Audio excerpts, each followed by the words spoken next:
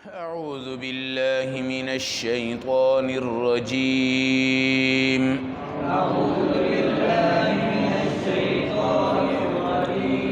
بسم الله الرحمن الرحيم.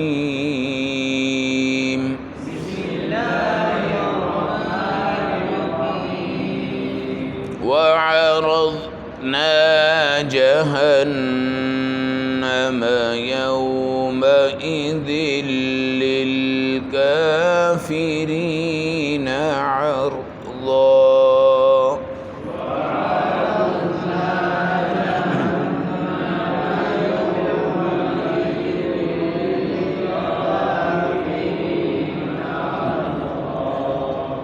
الذين كانت أعينهم في غطاء عن ذكري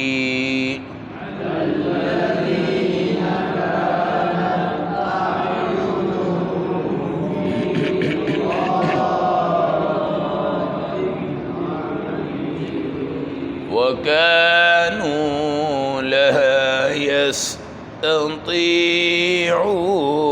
سمعا.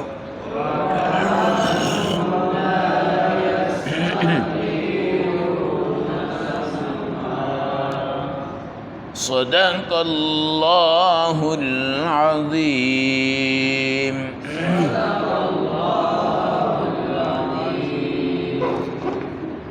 تلاوت کردہ آیات مبارکہ کا ترجمہ: وعرضنا جہنم، ہم پیش کر دیں گے جہنم، یومئذ للکافرین عرضا، کافروں کے سامنے کھلم کھلا.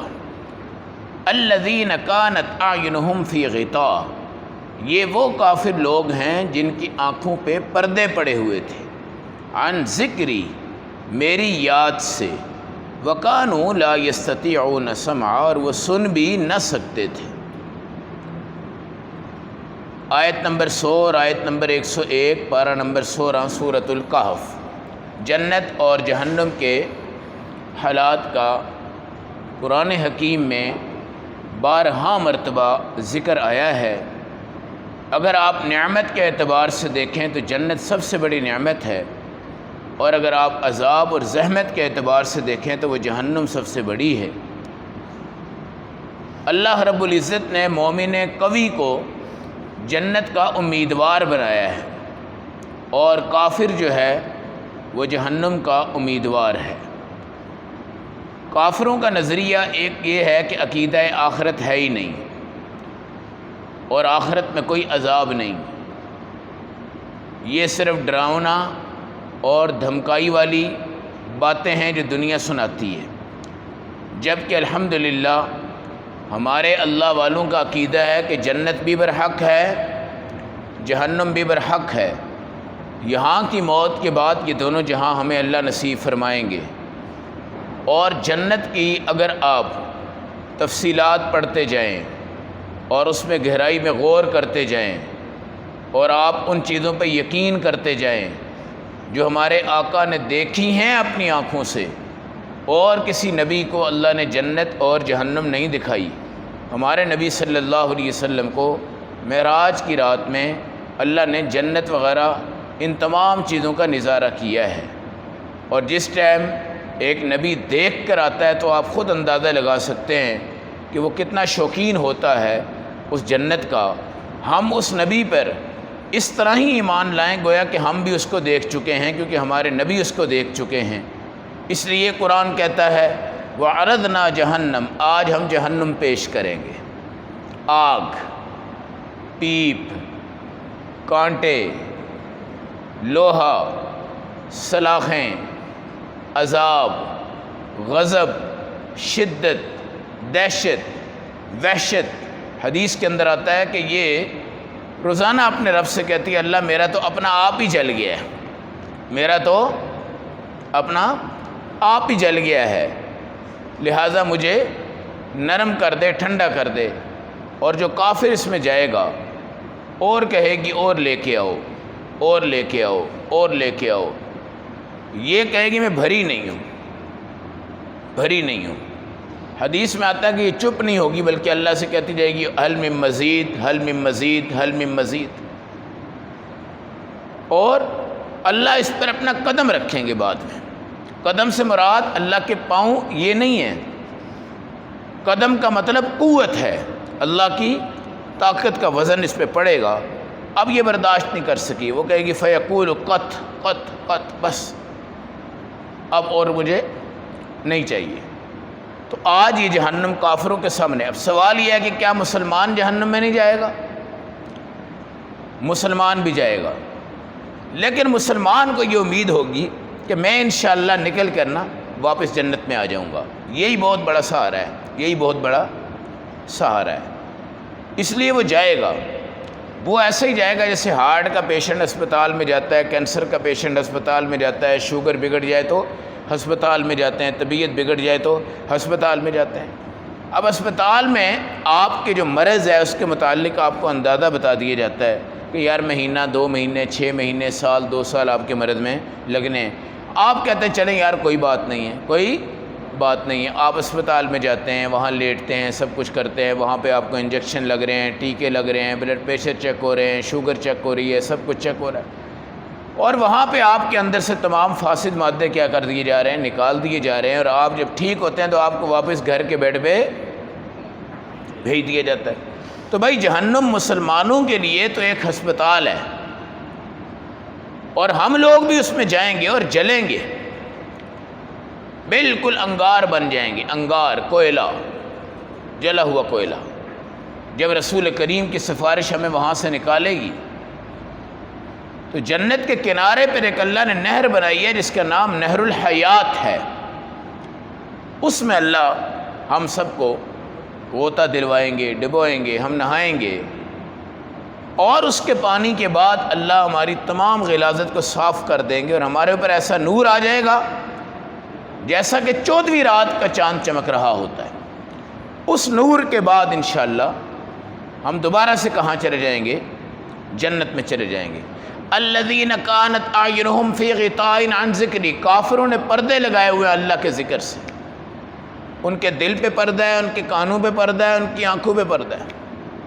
دل پہ پردہ ہے، کانوں پہ پردہ ہے، آنکھوں پہ پردہ ہے۔ یہی وجہ ہے کہ کئی کافر لوگ ایسے ہیں جو قرآن کے حافظ ہیں اور قرآن کی تفسیر پڑھتے ہیں، درس نظامی کے وہ کورس کر کے عالم بنتے ہیں وہ کافر، پگڑی پہنتے ہیں، کرتا پہنتے ہیں، سب کچھ پہنتے ہیں۔ اب سوال یہ ہے کہ جناب قرآن ان پہ اثر کیوں نہیں کر رہا؟ وہ تو قرآن یاد کر چکے ہیں، قرآن کی تفسیریں وہ پڑھتے ہیں، قرآن پہ ریسرچ کرتے ہیں، تحقیق کرتے ہیں، اور ابھی تک ان کے اندر ہدایت داخل نہیں ہوئی۔ تو میرے بھائی ہدایت داخل ہونا طلب کرنے سے ہوتا ہے، اہدنا الصراط المستقیم، یہ طلب آئے گی تو ہدایت آ جائے گی، اگر یہ طلب نہیں ہے تو ہدایت نہیں ہے۔ بے شک آپ قرآن پڑھتے جائیں، بے شک آپ کلمہ پڑھتے جائیں، بے شک آپ سب کچھ کرتے جائیں، عقیدت بھی نہ ہو، طلب بھی نہ ہو، تو آپ کے سامنے ہزاروں قرآن آ جائیں، ہزاروں حافظ آ جائیں۔ وہ اس نیت سے قرآن یاد کرتے ہیں اور درس نظامی کے کورس کرتے ہیں کہ ہم اس کو پڑھ کرنا اس کا متبادل تلاش کریں، اور تلاش کر کے ہم تمام امتوں کو تباہ کریں اور برباد کریں اور گمراہ کریں، ان کا یہ مقصد ہے۔ اور کافر حافظوں کو بھی تیار کر رہا ہے، قاریوں کو بھی تیار کر رہا ہے، اور درس نظامی کے اندر کورس کو بھی تیار کر رہا ہے۔ یہ جب ہمارے جنوبی وزیرستان اور ان جگہوں پہ لڑائیاں ہوئی اور دشمن ہمارے ملک میں داخل ہوئے اور مجاہدوں کے نام سے انہوں نے دھوکہ کیا، اور یہاں کی ہماری آرمی نے آپریشن کیے اور اپنی جانیں بھی قربان کیں اور اس ملک کو کیا کیا؟ بچایا۔ یہ ایک بہت بڑا کڑا وقت گزرا ہے ہمارے اوپر، ہم تو یہاں بیٹھے ہوئے نا، پورا ہمارا ملک جو ہے وہ پوری جنگ کی حالت میں تھا، اور اللہ نے یہ فضل کر دیا کہ 2 نمبر مجاہدین جو تھے بن کر آئے تھے، اللہ نے ان سے ہمیں نجات دے دی۔ ان میں سے کئی طبقے ایسے تھے جو مسجدوں میں امام تھے، علاقے کی مسجد میں امام تھے، کرتا پگڑی سب کچھ، لیکن جب وہ مر گئے بیچ میں ان کی ختنہ بھی نہیں ہوئی تھی، اور یہ بتایا گیا بھئی یہ کافر تھے، ایمان والوں کے روپ میں آ کے ایمان والوں کے میدان میں ایمان والوں کو گمراہ کرنا چاہتے تھے۔ تو اس لیے ان کے کانوں پہ پردے، آپ شکر ادا کریں کہ اللہ اکبر اذان جب ہوتی ہے نا تو آپ کے دل پہ اثر ہوتا ہے، قاری قرآن جب نماز پڑھاتا ہے تو آپ کے دل میں اثر ہوتا ہے، جب کوئی تراویح پڑھاتا ہے تو آپ کے دل پہ اثر ہوتا ہے، اور آپ کا دل منکر نہیں ہوتا، آپ پھر بھی بار بار آتے ہیں، پھر بار بار جاتے ہیں، پھر بار بار آتے ہیں، پھر بار بار جاتے ہیں، اور قرآن کو دیکھنے کا بھی آپ کو روزانہ دل کرتا ہے، پکڑنے کا بھی دل کرتا ہے، پڑھنے کا بھی دل کرتا ہے، سننے کا بھی دل کرتا ہے، تفسیر کے بھی شوقین ہے، تحقیق کے بھی شوقین ہے، تلفظ کے بھی شوقین ہے، قرات کے بھی شوقین ہے۔ آپ میں سے ابھی تک انشاءاللہ اور آئندہ بھی انشاءاللہ کوئی بندہ یہ نہیں کہے گا یار اب میرا دل نہیں کرتا قرآن پڑھنے کا، یا میرا دل بھر گیا ہے، یہ بھی کوئی نہیں کہتا، یہ بھی کوئی نہیں کہتا۔ ایسے اللہ والے لوگ ہیں جو روزانہ ایک ایک قرآن ختم کرتے ہیں، اس دور کے اندر بھی۔ کہیں ایسے اللہ والے ہیں جو اب بھی 8 رکعتوں میں 4 رکعتوں میں رات کو کھڑے ہو کر قرآن پڑھ جاتے ہیں، اور ان کو قرآن کا ایک چسکا ہے، قرآن کا ایک ذائقہ ہے۔ کہیں ایسے ہیں جو قرآن کو ہمہ وقت دہراتے رہتے ہیں، ان کو لالچ کیا ہے؟ ہماری موت آ رہی ہے تو ہم پکے حافظ بن کے جائیں، جب قیامت کے دن اٹھیں پورے 6666 درجے اللہ ہمیں نصیب کرے، کوئی آیت ہمیں بھول نہ جائے کہ ہمارا کوئی درجہ کم ہو جائے۔ تو اس لیے شکر ادا کریں کہ آپ کے دل پر پردے نہیں ہیں، آپ کے گھر میں پردے نہیں ہیں، آپ کی دکانوں میں پردے نہیں ہیں، آپ کے بازاروں میں پردے نہیں ہیں۔ یہ دکانیں بازار جدھر ڈیک چلتے ہیں، گانے چلتے ہیں، وہاں پر بھی اگر آپ کوئی تلاوت لگا کے گزریں گے نا تو ٹک کر کے وہ ڈیک بند کر دیں گے۔ الحمدللہ تلاوت کی قدر ہے، تلاوت کی قدر ہے، قرآن کی قدر ہے، اذان کی بھی قدر ہے۔ یہ ہم شکر ادا کریں اللہ کا۔ ہم بہت سے ملکوں سے اچھے ہیں، بہت سے انسانوں سے اچھے ہیں، بہت سے اعمال سے ہم اچھے ہیں۔ یہ ہمارا توجہ طلب جو نظام ہے، ہمارے اوپر پردہ نہیں ہے۔ اگر یہ پردہ ہو تو ہم گمراہ ہو چکے ہوں۔ ہم یہاں نہ بیٹھیں، ہم قرآن کو نہ دیکھیں، ہم قرآن کو نہ پکڑیں۔ وَكَانُوا لَا يَسْتَطِيعُونَ السَّمْعَ، اور وہ قرآن سننے کی طاقت ہی نہیں رکھتے۔ جبکہ صحابہ اکرام جب قرآن پڑھتے تھے ان کے رنگ زرد ہو جاتے تھے، جب جہنم کا ذکر آتا تھا وہ رونے لگ پڑتے تھے، جب جنت کا ذکر آتا مسکرانے لگ پڑتے تھے۔ آج بھی عربی لوگ جب قرآن پڑھتے ہیں وہ بڑی بڑی گہرائیوں میں چلے جاتے ہیں، اور کبھی کبھی چیخیں مار مار کے رو رہے ہوتے ہیں، اور ان کو قرآن پہ اور جنت پہ اور جہنم پہ اور ہر چیز پہ یقین ہے، اور ان کو یہ پتہ ہے کہ یار یہ قرآن ہمارا دوست ہے، یہ جو باتیں کر رہا ہے یہ سچی اور کھری کر رہا ہے، اس کے اندر کوئی روک ٹوک والا مسئلہ نہیں ہے، کوئی گول مول والی بات نہیں ہے، یہ کسی بادشاہ کی رعایت نہیں کرتا، کسی وزیر کی رعایت نہیں کرتا، کسی سیاسی پارٹی کی رعایت نہیں کرتا، کسی کی چودراہٹ کی رعایت بھی نہیں کرتا، کسی کی پنچایت کی رعایت بھی نہیں کرتا، کسی بڑے کی کسی چھوٹے کی کوئی رعایت یہاں پہ نہیں ہے۔ اس کا ایک نظام جو ہے وہ پوری دنیا کے لیے پکا اور ٹھکا ہے، اور اس قرآن کے نظام، ہمارے قائد اعظم نے بھی یہی فرمایا تھا کہ جب پاکستان بنا، پاکستان میں قرآن کا دستور ہوگا۔ الحمدللہ ہمارا جو آئین اسلام بنا ہوا ہے اس کی شکیں اگر آپ پڑھیں تو ہم بہت ہی اونچے ملکوں میں شمار ہوتے ہیں، لیکن افسوس یہ ہے کہ اس آئین کو پڑھا تو جاتا ہے، دیکھا تو جاتا ہے، لیکن نافذ نہیں کیا جاتا، نافذ نہیں کیا جاتا۔ اس لیے بھائی نفاذ کی اللہ سے کوشش کیا کریں، نفاذ کی اللہ سے کوشش کیا کریں۔ یہ چند لوگ ہمارے اسلام کو نافذ کر کے بیٹھے ہوئے ہیں، جس طرح علماء ہو گئے ہیں، آپ میں سے نیک لوگ جو ہیں، یا تبلیغی جماعت والے لوگ جو ہیں، یا ان میں اعمال چلتے ہیں، تو ہمارے یہاں کے لوگ کہتے ہیں کہ یار ان کی دال بڑی اچھی ہے، ان کا شوربہ بڑا اچھا ہے، ان کی چائے بڑی اچھی ہے، کہتے ہیں کہ نہیں کہتے؟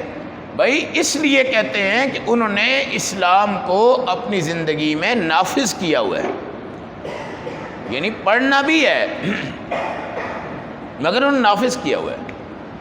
اب وہ کوئی 12 مثالیں نہیں ڈالتے لا کر، تو بڑا بڑا دیچکا بھر کے بناتے ہیں، اور ماشاءاللہ اس کے اندر اللہ نے لذتیں کرامتیں رکھی ہوئی۔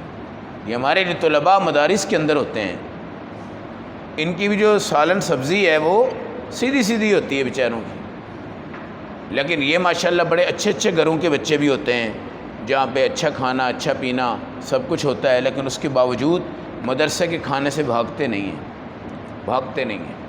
ایک دور ایسا تھا کہ جناب صدقہ جو ہے نا یہ کھیل اور مذاق بنا ہوا تھا، اور یہ جو بکرے صدقے کے جہاں ہوتے ہیں ادھر لکھا ہوتا ہے عقیقہ کے لیے بھی بکرا دستیاب ہے اور صدقے کے لیے بھی بکرا دستیاب ہے۔ مجھے اس چیز پہ بڑا اندر سے غضب اٹھتا ہے کہ بھئی صدقے کا بکرا کون سا ہے، عقیقے کا بکرا کون سا؟ صدقے کا بکرا جائیں گے نا وہ مردار چھوٹے چھوٹے بیچارے اتنے ٹیڈی بکرے، اگر وہ دیسی مرغا ہو نا بڑا تو وہ اس کے برابر یا تھوڑے سے بڑے ہوتے ہوں گے، وہ لو جی صدقے کا بکرا ہے جی، بڑے بڑے امیر ترین لوگ، اور صدقے کا بکرا جا کے دیتے ہیں۔ تو ہمارے کیا ہوتا تھا کہ چھوٹے چھوٹے بکرے جب وہ ذبح ہوتے تھے اس میں سے بال نکلتے تھے اور گوشت کچا ہوتا ہے، اس کا ذائقہ نہیں بنتا تھا، وہ بچے اس سے بھاگ جاتے تھے۔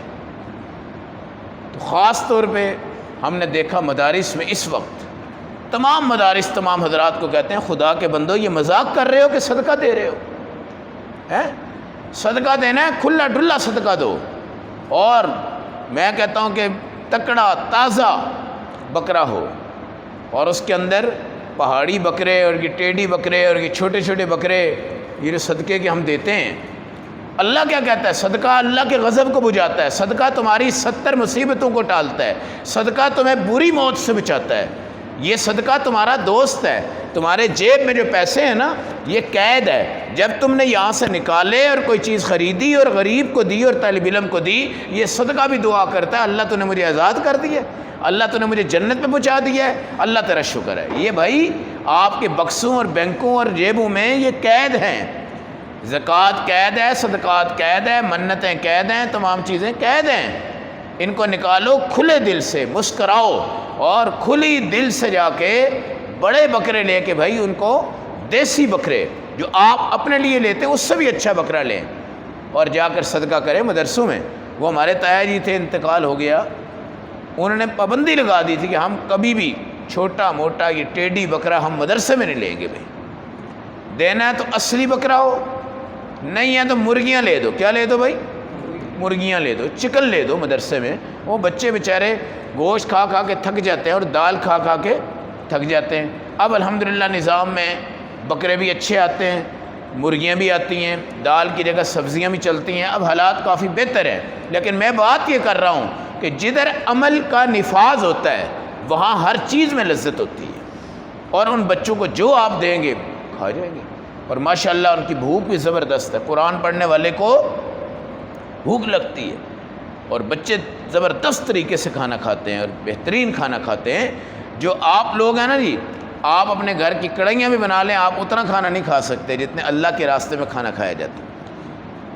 3 روٹیاں 4 روٹیاں بھائی صاحب بیٹھے ہوئے اللہ کے راستے میں کھائی جاتی ہیں، اور یہاں یہ 1 روٹی کھاتا ہے، تبلیغ میں جاتا ہے تو 4 روٹیاں بھی کھاتا ہے بیٹھا ہوا ہے۔ اللہ ہم سب کو بھائی اپنے اسلام کو نافذ کرنے کی توفیق دے۔ عمران خان نہیں کرتا تو نہ کرے، ہم تو کر سکتے ہیں نا، اپنے اندر نافذ کریں انشاءاللہ۔ کھانے میں، پانی میں، پینے میں، بولنے میں، دیکھنے میں، اٹھنے میں، بیٹھنے میں اللہ کیا دے دیں گے؟ برکتیں دے دیں گے۔ اور لا یستطیعون السمع، یہ تو سننے کی طاقت ہی نہیں رکھتے کافر، ہم الحمدللہ ہر بات کو سننے کی طاقت رکھتے ہیں، اور اس میں سے کوئی باتوں پہ ہم عمل بھی کر لیتے ہیں، یہ بھی اللہ کا شکر ہے۔ اللہ ہمیں عمل و سمجھ کی توفیق عطا فرمائے۔